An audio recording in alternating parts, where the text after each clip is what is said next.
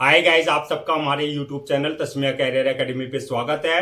Guys, आज जो हम आपको डिटेल देने जा रहे हैं वो देने जा रहे हैं आरआरसी नॉर्दर्न रेलवे रिक्रूटमेंट 2025 के नोटिफिकेशन के बारे में।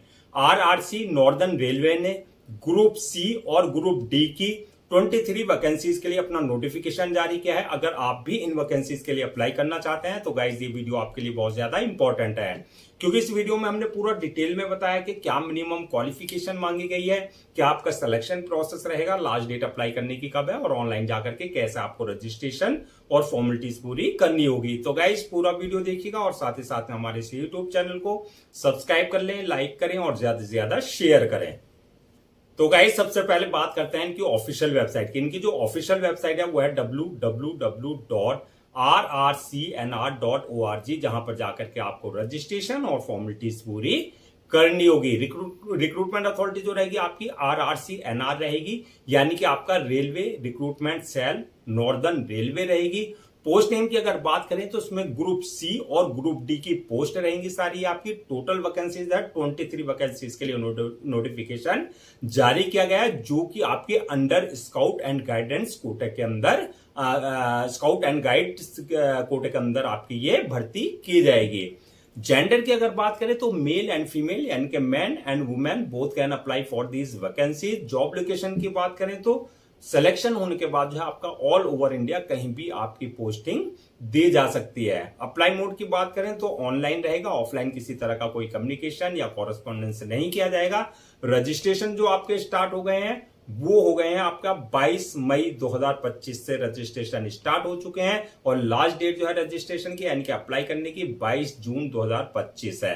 तो 22 जून 2025 से पहले पहले आपको उनकी ऑफिशियल वेबसाइट पर जाकर के अपना रजिस्ट्रेशन और फॉर्मेलिटीज पूरी कर लेनी है। रिटर्न एग्जाम डेट की अगर हम बात करें तो रिटर्न एग्जाम डेट जो है आपका 22 जुलाई 2025 है, जो कि आपकी टेंटेटिव डेट है। एडमिट कार्ड आपका जो एग्जाम डेट है 22 जुलाई 2025, उससे एक हफ्ते पहले जो आप अपना एडमिट कार्ड इनकी ऑफिशियल वेबसाइट से जो है डाउनलोड कर सकते हैं। नेक्स्ट बात करते हैं कि आपका एप्लीकेशन फीस क्या रखी गई है। तो एप्लीकेशन फीस की अगर हम बात करें तो अगर आप जनरल या ओबीसी इस कैटेगरी में अगर आप आते हैं तो आपके लिए एप्लीकेशन फीस 500 रुपए रखी गई है, और अगर आप SC, ST, EWS या फीमेल इस कैटेगरी में आते हैं तो आपके लिए एप्लीकेशन फीस जो है 200 रुपए रखी गई है। पेमेंट मोड की अगर बात करें एप्लीकेशन फीस की तो ऑनलाइन रहेगा, यानी कि at the time of registration आप अपने debit card, credit card, net banking, UPI या IMPS या जो भी वहां पर पेमेंट गेट पे है उसके थ्रू जो है आप अपनी एप्लीकेशन फीस डिपॉजिट कर सकते हैं। नेक्स्ट बात करते हैं कि आपका एलिजिबिलिटी क्राइटेरिया क्या मांगा गया है, यानी कि क्या मिनिमम एजुकेशनल क्वालिफिकेशन मांगी गई है। तो ये आपकी पोस्ट वाइज वरीज करेगी, यानी कि अगर आप अप्लाई कर रहे हैं ग्रुप सी की पोस्ट के लिए तो ग्रुप सी के लिए जो मांगा गया आपका 10th class passed from recognised board और इंस्टीट्यूशन से, प्लस आपका ITI पास्ड कर रखा हो इन रिलेवेंट ट्रेड में आपने। तो ग्रुप सी की पोस्ट के लिए 10वीं pass plus ITI in relevant trade में। और अगर आप अप्लाई कर रहे हैं ग्रुप डी की पोस्ट के लिए तो ग्रुप डी की पोस्ट के लिए जो क्वालिफिकेशन मांगी गई है वो मांगी गई है 12th class passed from recognised board और इंस्टीट्यूशन से, यानी कि आपने 12वीं क्लास पास कर रखी हो। इसके अलावा जो है आपका उसकी क्राइटेरिया जो मांगा गया है आपका स्काउट वगैरह का, स्काउट गाइड एंड गाइड्स का, वो मांगा गया है कि आप एक्टिव मेंबर रहो स्काउट्स के लास्ट 5 ईयर्स से, यानी कि आप active member of scouts from last 5 years आप रहे हो, यानी कि 5 साल से जो है लास्ट 5 साल में जो है आप स्काउट्स के एक्टिव मेंबर रहे हो, प्लस आपने जो है पार्टिसिपेट किया हो एट नेशनल या स्टेट लेवल पे एटलीस्ट 2 इवेंट्स आपने पार्टिसिपेट किए हो। तो ये दोनों पोस्ट के लिए ग्रुप सी की भी और ग्रुप डी की भी पोस्ट के लिए जो है ये आपका स्काउट्स एंड गाइड्स का क्राइटेरिया मांगा गया है। इसके अलावा तो है आप जो है बात करते हैं एज लिमिट की, तो एज लिमिट मिनिमम 18 साल और मैक्सिमम 33 साल रखी गई है। 18 और 33 के बीच में अगर आप हैं तो आप इन वैकेंसीज के लिए अप्लाई कर सकते हैं। एज रिलैक्सेशन की बात करें तो as per government rules and regulation जो रिजर्व कैटेगरीज वाले हैं जैसे SC, ST, OBC वगैरह उनको एज रिलैक्सेशन प्रॉपर दिया जाएगा। नेक्स्ट बात करते हैं कि आपका सिलेक्शन प्रोसेस क्या रहेगा। तो सिलेक्शन प्रोसेस की अगर हम बात करें तो इसमें मल्टीपल स्टेजेस रहेंगी जो आपको क्लियर करनी होगी। फर्स्ट स्टेज होगी आपकी रिटन एग्जामिनेशन की होगी, यानी कि आपका रिटन एग्जाम कंडक्ट किया जाएगा, जो रिटन क्वालिफाई कर लेंगे। सेकंड स्टेज होगी उसकी डॉक्यूमेंट्स वेरिफिकेशन की, यानी कि at the time of registration जो आपने अपने सारे डॉक्यूमेंट्स अपलोड किए वो आपके ओरिजिनल चेक किए जाएंगे, यानी कि वेरीफाई किए जाएंगे। और लास्ट स्टेज होगी मेडिकल एग्जामिनेशन की, यानी कि जिस पोस्ट के लिए आपने अप्लाई किया है उसके लिए देखा जाएगा कि आप फिजिकली और मेंटली यानी कि मेडिकली पूरी तरीके से फिट हैं या नहीं है। ये मल्टीपल स्टेजेस आपकी रहेंगी।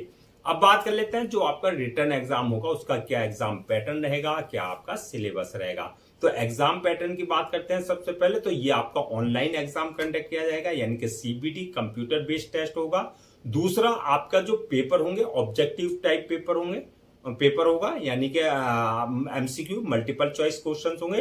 टोटल इसमें जो आपका 40 क्वेश्चंस रहेंगे जो कि 40 ही मार्क्स के रहेंगे। एक पेपर तो आपका ये होगा, दूसरा जो एक पेपर होगा वो रहेगा आपका एसए का जो कि 20 मार्क्स का रहेगा, यानी कि 40 मार्क्स का तो हो गया आपका ऑब्जेक्टिव टाइप का जो कि 40 ही मार्क्स का रहेगा। एक आपका एसए टाइप का पेपर होगा जो कि 20 मार्क्स का रहेगा आपका, और जो इसका मतलब टोटल लगा करके 40 आपके ऑब्जेक्टिव टाइप का और 20 ही आपका एसए का, तो 60 नंबर का टोटल आपका मैक्सिमम मार्क्स का जो है टेस्ट लिया जाएगा। निगेटिव मार्किंग की अगर बात करें तो रॉन्ग आंसर के लिए जो है आपका निगेटिव मार्किंग का प्रोविजन रखा गया है, यानी कि रॉन्ग आंसर देने पे आपके मार्क्स डिडक्ट किए जाएंगे। मीडियम ऑफ एग्जामिनेशन की अगर बात करें तो हिंदी एंड इंग्लिश, यानी कि हिंदी और इंग्लिश दोनों लैंग्वेज में पेपर होंगे, जिसमें भी आप कंफर्टेबल हो उस लैंग्वेज में आप अपना आंसर दे सकते हैं। तो गाइज अब बात करते हैं कि आपका जो है इसमें जो है फाइनल मेरिट लिस्ट किस बेसिस पे बनेगी। तो फाइनल मेरिट लिस्ट की अगर हम बात करें तो आपका जो है जो आपने रिटन टेस्ट जो रिटन एग्जाम हुआ है उसमें जो मार्क्स ऑब्टेन किया है प्लस जो आपका मार्क्स ऑन सर्टिफिकेट्स पे मिलेंगे, यानी कि जो आपके स्काउट्स एंड गाइड्स के सर्टिफिकेट्स हैं उस पे आपको जो है मार्क्स दिए जाएंगे। तो इनका दोनों को मर्ज करके यानी कि मिला करके आपको जो है मार्क्स यानी कि आपकी फाइनल मेरिट लिस्ट तैयार की जाएगी। अब नेक्स्ट बात करते हैं कि आपकी सैलरी एंड अलाउंसेस क्या रहेंगे, यानी कि सैलरी अलाउंसेस की अगर बात करें तो इसमें बेसिक पे जो रहेगी 18,000 से लेकर के 63,200 तक रहेगी, यानी कि आपका सिलेक्शन होने के बाद जैसे जैसे आपको एक्सपीरियंस हो जाएगा उस हिसाब से आपका प्रमोशन और इंक्रीमेंट रहेगा। अलाउंसेस एंड अदर्स बेनिफिट्स की अगर बात करें तो as per Indian railways rules and regulations जो एक एम्प्लॉय को दिए जाते हैं वो आपको प्रॉपर जो है सारे अलाउंसेस और अदर्स बेनिफिट्स दिए जाएंगे।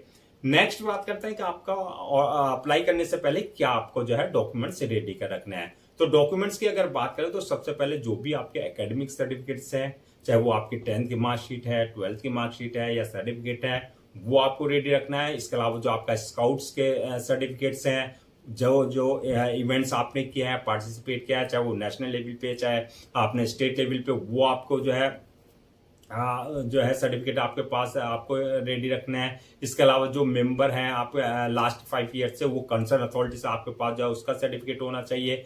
इसके अलावा जो आपका बर्थ सर्टिफिकेट, यानी कि अगर आपका 10th की मार्कशीट में डेट ऑफ बर्थ अगर मेंशन नहीं है तो बर्थ सर्टिफिकेट आपके पास कंसर्न अथॉरिटी से होना चाहिए।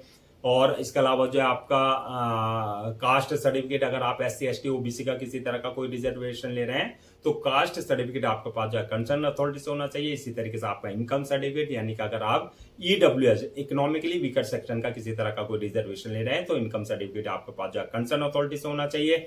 इसके अलावा जो आपका डिसेबिलिटी सर्टिफिकेट, यानी कि अगर आप फिजिकल हैंडीकैप का किसी तरह का कोई रिजर्वेशन ले रहे हैं तो डिसेबिलिटी सर्टिफिकेट आपके पास कंसर्न अथॉरिटी से होना चाहिए। इसके अलावा domicile, ID proof, address proof, passport size photo, signature वगैरह, ये सारे डॉक्यूमेंट जो है आपको पहले से स्कैन कॉपी करा करके रख लेने हैं।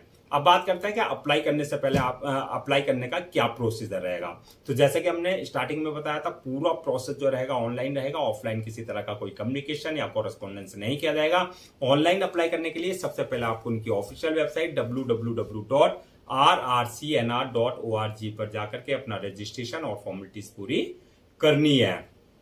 जब आप वहां पर इनकी ऑफिशियल वेबसाइट पे विजिट करेंगे तो आप होम पेज पर जाएंगे। होम पेज पर जाने के बाद जो आपको वहां पर लिंक मिलेगा नॉर्दर्न रेलवे रिक्रूटमेंट 2025 का होम पेज पे, तो वहां आपको क्लिक करना है। यहाँ पर इस बात का ध्यान रखना है, अगर आपने इनके पोर्टल पर अपने आप को पहले से रजिस्टर नहीं करा रखा है तो आपको अपने जो है valid email ID, mobile number और वैलिड ईमेल ID से अपना जो है personal details valid email ID और मोबाइल नंबर से अपना आपको रजिस्टर करा लेना है, जहां से आपका यूजर नेम पासवर्ड जनरेट हो जाएगा, यानी कि क्रेडेंशियल हो जाएंगे, आ जाएंगे आपके पास। अगर आपने ऑलरेडी इनके पोर्टल पर अपने आपको रजिस्टर करा रखा है, तो जो आपका यूजर नेम पासवर्ड है यानी कि क्रेडेंशियल है, उससे आपको लॉगिन करना है। लॉगिन करने के बाद जो आपको एप्लीकेशन फॉर्म आएगा, जहां आपकी पूरी पर्सनल डिटेल्स मांगी जाएगी, जैसे आपका नाम, father name, mother name, date of birth, आपकी एकेडमिक क्वालिफिकेशन, आपके स्काउट्स एंड गाइड्स की डिटेल्स, आपका एक्सपीरियंस, जो भी रिक्वायर्ड जो है डिटेल्स है वो आपको बिल्कुल एक्यूरेट फिल करनी होगी। जब आप डिटेल्स फिल कर देंगे, नेक्स्ट ऑप्शन आएगा आपका जो है